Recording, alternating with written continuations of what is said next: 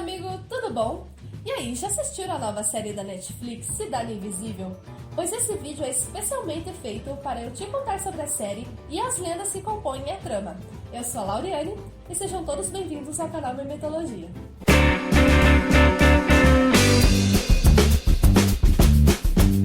Mas antes, já se inscreve no canal, deixa o like aqui no vídeo e compartilha com os seus amigos. Feito isso, vamos começar! Cidade Invisível. A série conta sobre Eric, um policial ambiental que acaba perdendo sua esposa numa festa junina, de uma forma misteriosa. A história acaba envolvendo personagens folclóricos que eu, pessoalmente, achei incrível. Então aqui vai a história de cada um dos personagens que aparecem na série. Portanto, contém spoiler. Cuca. A Mimir é a bruxa do Brasil. Antes de tudo, precisamos entender que a bruxa tem origem europeia. A Cuca original recebeu o nome de Coca, que no castelhano antigo significa cabeça. Tinha aspecto de velha toda enrugada, com nariz comprido e verruga na ponta. Que coisa horrorosa! Depois, passou a ter imagem de abóbora oca na cabeça, com buracos no nariz, olhos e boca. Deixava abóboras em chamas pelo caminho escuro, para assustar crianças e pessoas que passavam. Seu objetivo era pegar crianças desobedientes, raptar ou devorar. Ela seria o oposto de anjo da guarda. Chegando no Brasil, tomou a vacina e virou jaré. Assumiu a forma de cabeça de jacaré, pernas de grilo, asas e cauda. Tinha o objetivo de raptar crianças que não dormiam e colocá-las no saco. Ela poderia se transformar em mariposa, morcego e coruja. Você é o bichão mesmo, hein, doido? Uma curiosidade sobre a Cuca. Ela dorme uma vez a cada 7 anos. E não devemos nos esquecer da sua clássica musiquinha. Yara. A que pena seria. Yara era uma grande índia guerreira, corajosa e linda.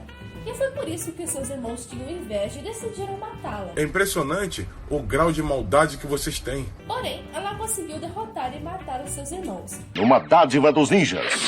Com medo da reação do pai, que era pajé de sua tribo, ela foge. Mas mesmo assim, seu pai encontra e, por castigo pela morte de seus irmãos, jogou Yara no Rio Negro e Solimões. É na sola da bota, é na palma da bota, é na sola da bota, é na palma da bota, bote um sorriso na bota, não te bota, solidão. Os peixes acabam encontrando Yara e ela se torna uma sereia. Desde então, ela atrai homens e leva-os para o fundo do rio. Yara também é conhecida como Mãe d'Água.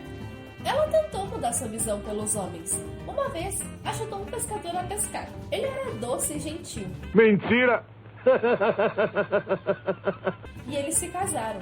Mas ele acabou sendo babaca com Yara depois disso. Mandava limpar sua casa e suas porquices. Não gosto de trabalhar, não. Yara tentou lhe dar riquezas para ver se mudava o comportamento e o humor. Mas nada resolveu. Ela lhe deu uma mansão à beira-mar. O que foi pior ainda, pois ela tinha mais coisas para limpar. Então só ficava também cantando e olhando o mar com saudades de casa. O marido fica mais pistola ainda. Então Yara decide, com uma onda, levar a mansão embora. Ela só não levou o babaca encosto junto porque ele conseguiu fugir para um lugar alto. Depois disso, ele nunca mais conseguiu pescar. E Yara voltou a levar os homens para o mar. Seria Yara a primeira feminista do folclore brasileiro? Tutu Marambá, o gado da Cuca. Tutu era irmão do bicho-papão e do boi da cara preta. Pega essa galera e leva tudo pro capeta. Não, pera. Seu nome original é Kitutu, da língua africana Kibundo, que significa comer ou ogro. Eu sou um ogro. Sem forma definida, pode ter apenas uma forma preta grande ou uma sombra escura, tipo Erebor. Algumas versões falam que ele pode ser grande e peludo, mas com os pés pequenos, tipo um pé grande, só que com o pé pequeno. Também pode assumir a forma de porco do mato, mas é uma versão menos conhecida, que agora é mais conhecida por causa da série, né? Não me diga! Sua antiga grande maioria era relacionada à Cuca, tipo um aviso de que a Cuca estava vindo. Ó o bicho vindo, moleque. E ele também atormentava o sono das crianças. Por acaso, a Cuca também é uma espécie de bicho-papão. Seriam eles, então, irmãos? Boto cor-de-rosa. O Mr. Catra da Amazônia. Boto. Bota. Nas noites de festas juninas, em especial as de lua cheia, aparece um jovem belo e elegante, vestido de branco e com um chapéu para esconder a narina. Tem como objetivo encontrar a mulher solteira ou casada mais bonita da festa. Um bom malandro, conquistador, naipe de artista, pique de jogador. Ele enfeitiça a moça, leva para a beira do rio, engravida e vai embora. Sumiu! Usa como justificativa a gravidez fora do casamento e não volta nem para pagar pensão. Durante o dia, ele é o boto cor-de-rosa. Matar um boto já é ruim, traz azar. Mas comer a carne do boto é pior ainda. Dizem que ou a pessoa fica enfeitiçada ou fica doida, quase impossível de voltar ao normal. Eu sou louco! Só através do ritual. Aliás, alerta de spoiler de novo. O Eric, o protagonista da série, ele é, na verdade, filho do Boto. O que me fez pensar, será que o autor da série Cidade Invisível tem o mesmo objetivo que o Rick Riordan, o autor da série Percy Jackson? Não tô criando rivalidade, muito pelo contrário, eu acho a ideia incrível. O Rick criou todo um universo de deuses mitológicos para explicar filhos de mães e pais solteiros, que no caso seriam filhos de deuses. O Eric é um deles, uma espécie de semideus do folclore brasileiro. A lenda do Boto em si realmente já é para explicar filhos de mães solteiras. É filho ou filha do Boto? Vem daí! Curupira, o capiroto das florestas e o terror das criancinhas. Sua aparência é a mais marcante. Pés virados para trás, cabelo vermelho ou de fogo. Tá pegando fogo, bicho! Sua função era proteger as florestas dos caçadores e lenhadores que iam lá para destruir.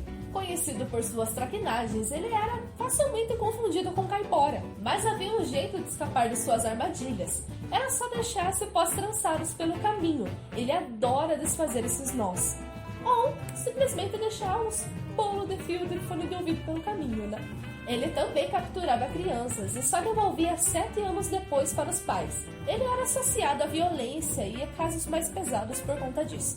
Saci Pererê, Huehuehui. O menino que deu origem ao termo tá virado no Saci, e você vai entender o porquê. Conhecido por sumir com objetos, bagunçar a casa, trocar recipientes de sal por açúcar, bagunçar a crina dos cavalos, só zoas. Bicho pirulê! O Saci é um dos personagens mais conhecidos do folclore brasileiro. Sua aparência consiste em ter apenas uma perna, que segundo uma lenda africana, ele perdeu uma das pernas lutando capoeira. Já na série, ele corta a perna porque ele era um escravo e queria fugir. Aí também fumava cachimbo. Usava uma carapuça vermelha com poderes mágicos e se capturada, a pessoa tinha o poder de fazer pedidos e o Saci deveria obedecer. Possuía também mãos furadas e andava no redemoinho. Nasceu do broto do bambu, ficando lá até os 7 anos.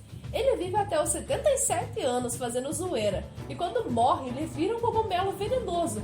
Ou seja, até depois que morre ele faz traquinagem e zoeira. Trolhei! Apesar de suas atitudes maléficas, ele protegia e cuidava de plantas e ervas medicinais. Sabia como preparar e utilizar cada uma delas. Ele fazia essas traquinagens para as pessoas que pegavam as suas ervas sagradas sem a sua autorização. Curiosidade: a lenda vem do sul do Brasil e não da Amazônia. Corpo Seco, o zumbi sanguessuga. O Corpo Seco era um homem mau que prejudicava as pessoas. Ele era tão ruim que espancava até a mãe e ele foi assassinado por causa disso. Alguns homens só querem ver o circo pegar fogo. Quando foi enterrado, diz a lenda que nem o céu e nem o inferno quiseram sua alma. Até a terra que for enterrado o expulsou. O sangue de Jesus tem poder, tem poder, tem poder. A partir daí, seu corpo zumbi e sua alma penada assombrava as pessoas, principalmente nas estradas. Quando uma pessoa passava pela estrada onde estava, o corpo seco grudava nessa pessoa e sugava seu sangue.